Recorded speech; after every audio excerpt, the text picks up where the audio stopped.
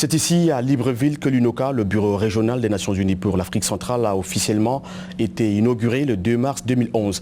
Comment la zone Afrique centrale est-elle scrutée en vue d'un contexte sécuritaire qui ne souffre de rien?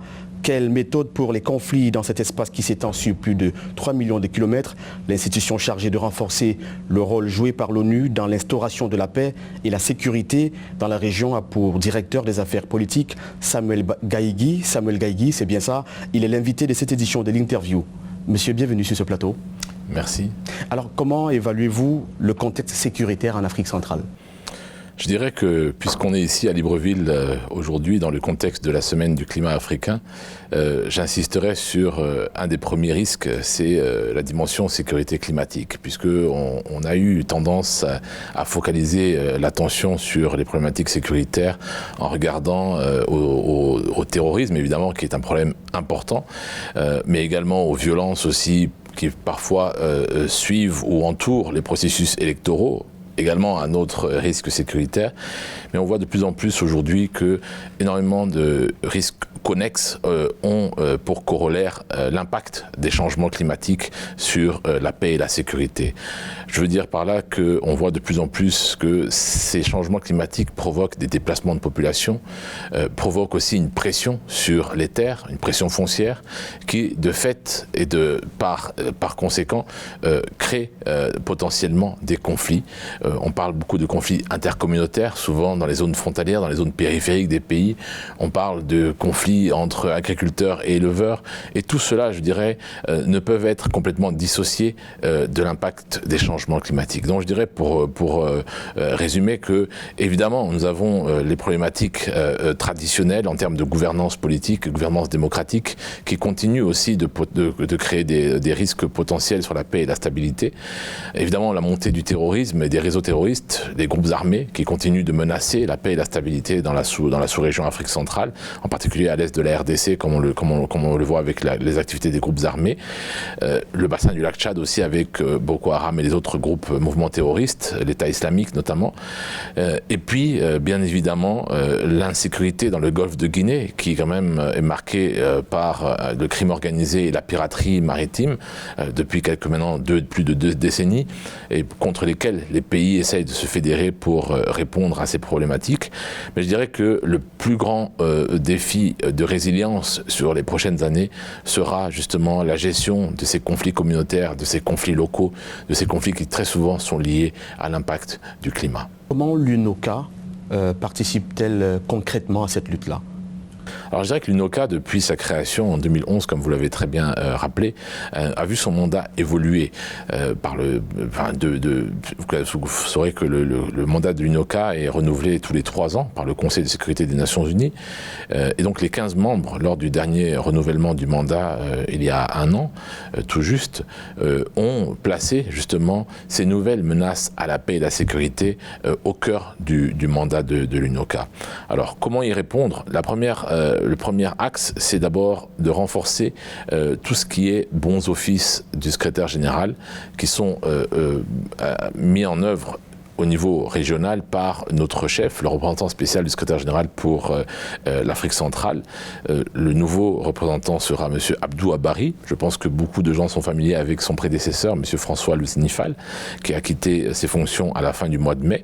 Donc ces bons offices ont pour but avant tout d'essayer d'anticiper certaines crises, je dirais, politiques éventuellement sur la sous-région, de sensibiliser aussi les partenaires régionaux, mais aussi extra-régionaux et internationaux sur les problématiques sécuritaires transfrontalières, telles que le terrorisme, telles que la criminalité organisée en mer, telles que l'impact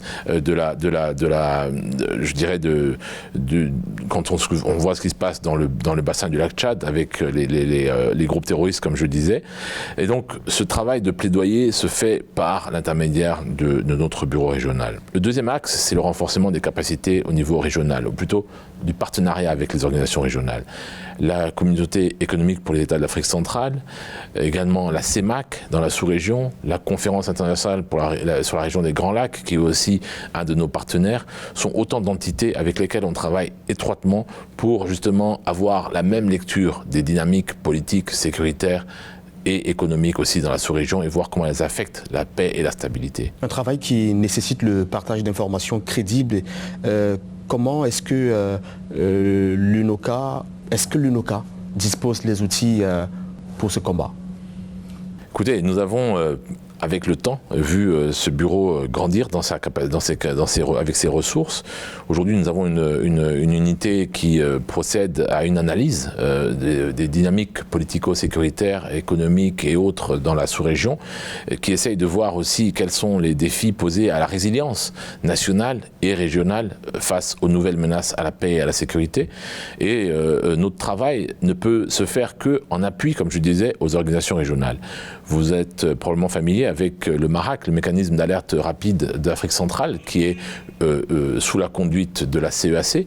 Autant d'outils, je dirais, qui sont disponibles au niveau de la sous-région pour renforcer la vision d'ensemble, pour renforcer, comme je disais, l'alerte précoce, mais aussi la réponse et l'anticipation de certaines crises éventuelles pour éviter qu'elles ne dégénèrent dans des conflits plus ouverts. En novembre 2021, un atelier sous-régional des acteurs impliqués dans l'alerte précoce que vous avez évoqué tantôt et la prévention des conflits en Afrique centrale s'est tenu ici, à Libreville au Gabon, avec pour objectif principal d'évaluer les capacités institutionnelles et opérationnelles de la COPAC.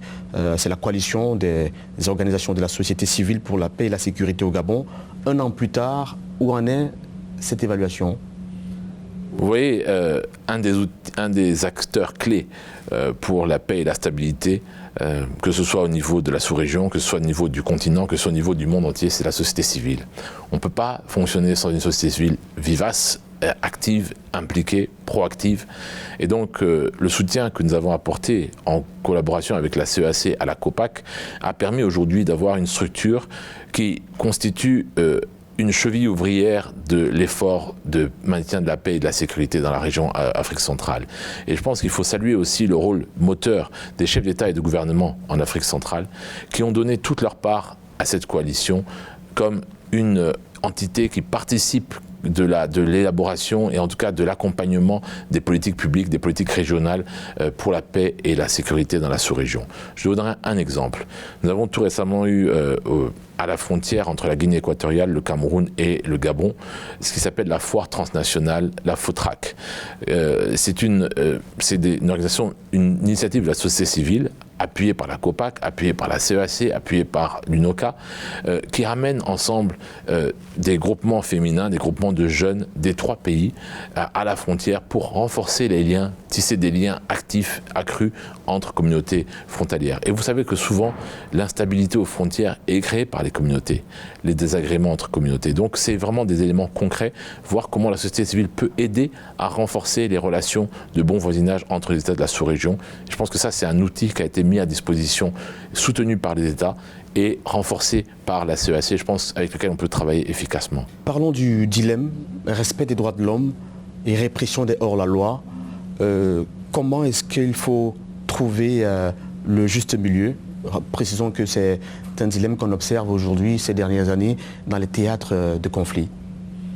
Je pense qu'il ne faut pas aggraver ce dilemme. Je crois qu'il faut regarder un petit peu l'évolution normative. Je crois que ce soit au niveau régional, que ce soit au niveau national, et on regarde au Gabon par exemple, le pays est très activement impliqué dans la mise en place d'une nouvelle commission nationale des droits de l'homme par exemple. Un exercice qui est conduit au plus haut niveau de l'État, qui est soutenu au plus haut niveau de l'État. Et je veux dire que chaque pays aujourd'hui met en avant quand même le respect des droits de l'homme comme une mesure cardinale de son développement socio-économique. Alors, il est évident qu'en parallèle, on a des menaces, comme on a évoqué tout à l'heure, les groupes terroristes, des activités de ces groupes-là, qui nécessitent aussi des mesures et des réponses parfois rapides, parfois kinétiques, et qui parfois créent aussi des tensions avec des observateurs qui considéreront que certains groupes sont plus ou moins, qu'il y a des violations qui sont faites. Mais vous verrez que le plus souvent, que ce soit par les organisations régionales, que ce soit par l'Organisation des Nations Unies, il y a le plus souvent des enquêtes qui sont menées sur la conduite de ces opérations pour voir quand le moment en situation, quelles ont été éventuellement ces accusations et si elles sont validées ou non. Donc je dirais que le plus important, c'est d'avoir les mécanismes de sensibilisation, de plaidoyer et aussi d'accompagnement et de vérification et de suivi. Et ces mécanismes d'aujourd'hui sont de plus en plus mis en place par les États de la sous-région et les structures régionales. Dans les faits, ce sera la dernière question, il se trouve que dans les faits, c'est assez difficile de savoir quelle est la limite peut-être pour, je sais pas moi, pour une armée régulière dans sa répression avec en face des organisations qui disent halte à la violence, il faut y faire recours, mais à dose, j'ai envie de dire homéopathique peut-être, je ne sais pas comment dans les faits s'en sortir. Je vais prendre l'exemple peut-être de la situation dans le bassin du lac Tchad. Vous voyez, il y a 4 pays qui sont impliqués et on a mis en place, bien évidemment, sous la conduite de l'Union africaine, la région a mis en place une stratégie régionale de stabilisation pour le bassin du lac Tchad, avec le concours du PNUD et d'autres organisations. Le but est de quelle nature? Il est de faire en sorte que ces groupes terroristes ne bénéficient pas du soutien des communautés locales. Et le plus important, c'est d'arriver à dissocier le bon gré de l'ivraie, je dirais. Donc là, concrètement, les armées de la sous-région ont évidemment mandat de sécuriser les citoyens, de faire en sorte que l'instabilité et l'insécurité soient résolues. De ce point de vue-là, il y a quand même beaucoup d'efforts qui sont faits aussi en termes de partage d'informations, de renseignements transfrontalières, qui permettent quand même d'arriver à neutraliser ces groupes terroristes. Et le plus important, c'est aussi d'accompagner ces efforts contre le terrorisme avec des mesures d'accompagnement, de réintégration, de réinsertion et surtout de prise en compte des communautés locales pour éviter justement que ces groupes-là puissent continuer à recruter activement dans les communautés locales, qui sont les plus défavorisées. Donc je dirais qu'il y a quand même une priorité qui est placée. Vous verrez que le dernier sommet de la CEAC qui s'est tenu ce mois de juillet, tout comme celui du mois de janvier, avaient tous mis l'accent sur la nécessité de renforcer l'intégration régionale, sur la lutte contre le terrorisme, renforcer la cohésion, renforcer la collaboration entre États. Et on voit quand même beaucoup d'évolution et de progrès. Voilà. Monsieur Samuel Gaïgui, merci d'avoir répondu aux questions d'Africa 24. C'est moi qui vous remercie. Prenons rendez-vous pour les prochaines éditions des formations et de magazines sur Africa 24.